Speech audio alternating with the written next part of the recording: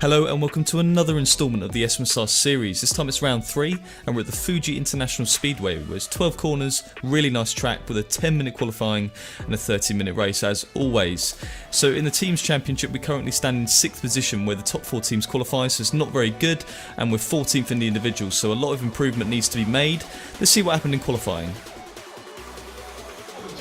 Worked together here in qualifying for the first time, and that's been key for the teams like ACR and VP, working together in qualifying, getting themselves up in the higher echelons of qualifying. Leon now up into a top 10 as well here, so both ACR guys in the top 10. But watching James then go across the line here, will he improve on his time though? That is the question. And he's up to third then, so Veloce have got first and third nailed here. Top 3 separated by 1/10 of a second. A few drivers still able to improve on their times, but well, Veloce has shown up.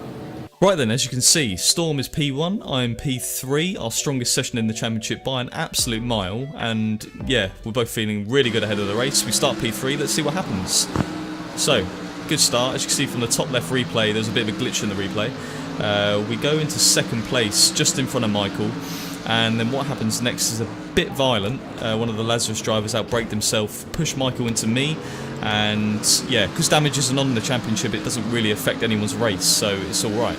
We're behind Jardier then, Storm's off into the distance, which is good for the team's championship, because that is what this championship's all about, is a team effort. There's no prizes for the best driver, it's only the best team. So behind Jardier going through the second sector of the lap, I knew I had the pace of Storm, so yeah, it was just a case of play the long game. It's 30 minutes, it's not 5 laps, so there's a long way to go. I know it's going to be a very tough race because, as you can see behind me, there's a cluster of cars of top caliber drivers. So yeah, it's a really good feeling though, you know, having not nerves but just excitement that you can have a really good race with the top drivers on this game. Going into the final sector of the lap, it's a bit of a strange race, this one. It's a day-night-day transition, so no rain, it's going to be dry the whole race, but it's going to be 50 times on the time progression. So it's going to go, it's 12 in the afternoon at the moment, and it's going to go straight away pretty much into nighttime and then back into daytime for the end of the race. So you have to be able to adapt to the sunlight changes. As you can see now, it's dusky, the sky's gone all red. Jardier's kind of checked out and caught Storm. So we're not out of the race, but we're certainly behind. And as we went into the night time, Magic Michael from TRL definitely announced himself to me as the guy with the fastest race pace.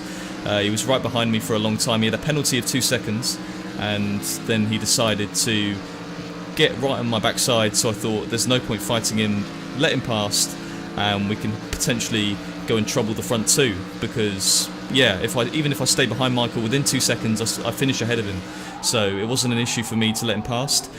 Braked really early there, as you can see he's gone through, and then I flash him twice to say, go on Michael, go and chase him, I'll follow you, and we can potentially go and fight for a race win together. Although we're not in the same team, we're working together, which is quite cool. You see he runs wide there, but yeah, it certainly was a tricky race because of the back markers, as you can see in the A45 Challenger class. Not that they've done anything wrong, but it definitely adds to the drama and to the difficulty of staying with the front pack when you have to weave in between these different slower cars, because they are a lot slower. They're about 10 seconds a lap slower.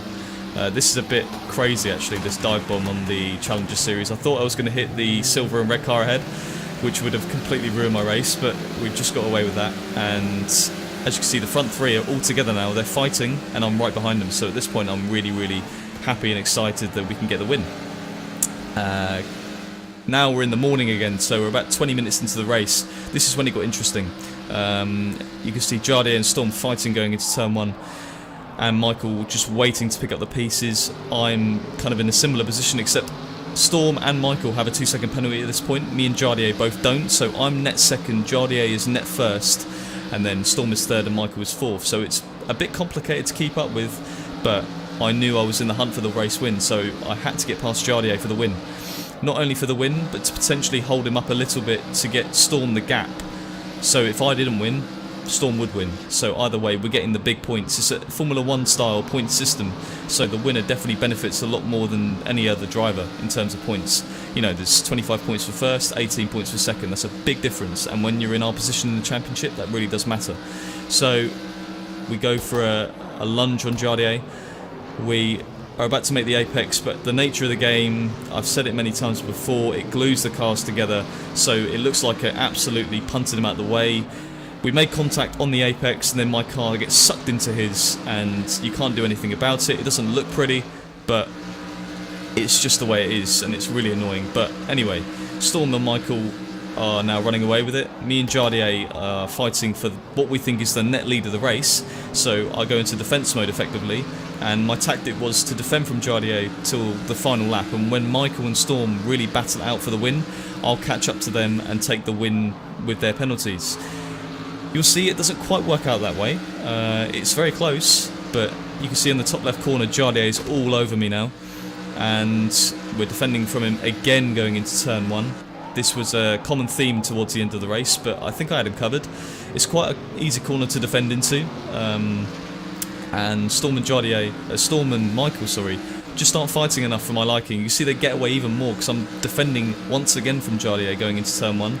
So then going into the penultimate lap of the race, Jardier once again is going for the overtake at turn 1. He was battling quite hard, and fair enough, you know, it is for the net lead of the race, so there's big points on offer. ACR are currently leading the team's championship, so he could settle where he is, but I don't think Leon done too well, his teammate, so he wanted to get the maximum points available, and that's understandable, so I was defending from him very hard. We're losing so much time to the front two, which is frustrating, but, you know, that is racing. I'm not going to let him past, definitely not, he's not a teammate or anything, and going into this hairpin where I overtook him, he's really put the pressure on, but covered him again, and going into the third sector, it's very hard to overtake in this sector, so I knew I had him covered. He does show his nose in a few corners, but we shut him off at all costs. This next lap is going to be the final lap. My plan was effectively, we get a bit sideways there actually, so the rear tyres were overheating, and I was really struggling towards the end of the race.